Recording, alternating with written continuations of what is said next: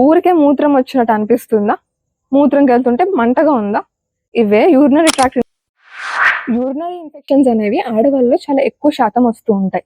ఎందుకంటే ఆడవాళ్ళలో యురేత్రా అనే పార్ట్ ఎక్కడి నుంచి అయితే యూరిన్ వస్తుందో అది చాలా షార్ట్గా ఉంటుంది కంపేర్ టు మేల్స్.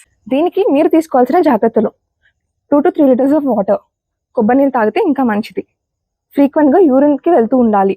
యూరిన్ని అస్సలు ఆపుకోకూడదు. ఒకవేళ మీకు యూరిన్ రాకపోతే ఎవ్రీ 4 అవర్స్కి ఒకసారి వెళ్ళి మీ బ్లాడర్ని ఎంప్టీ చేసుకోండి. ఈ ఇన్ఫెక్షన్స్ అనేవి పోస్ట్ మెనోపాజల్ ఉమెన్ అంటే నెలసరి ఆగిపోయిన వాళ్ళకి ఎక్కువగా ఉంటాయి. మీ బాడీలో జరిగే హార్మోనల్ చేంజెస్ వల్ల కింద గుడ్ బ్యాక్టీరియా అనేది లేకపోవడం వల్ల ఇన్ఫెక్షన్స్ అనేవి పెరుగుతాయి. వీటికి మీరు కన్సర్న్ డాక్టర్ని కన్సల్ట్ అయ్యి వాళ్ళు ఇచ్చే ఈస్ట్రోజన్ క్రీమ్స్ని వాడాల్సి ఉంటుంది. సెక్షువల్ ఏజ్లో ఉన్న ఉమెన్ ఆఫ్టర్ ఇంటర్కోర్స్ ఖచ్చితంగా యూరినేషన్ చేయాలి.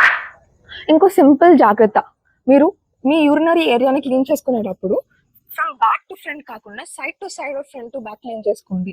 దీనివల్ల కింద యానల్ రీజన్ నుంచి ఇన్ఫెక్షన్స్ అనేవి వెజనాకి రాకుండా ఉంటాయి. Take care.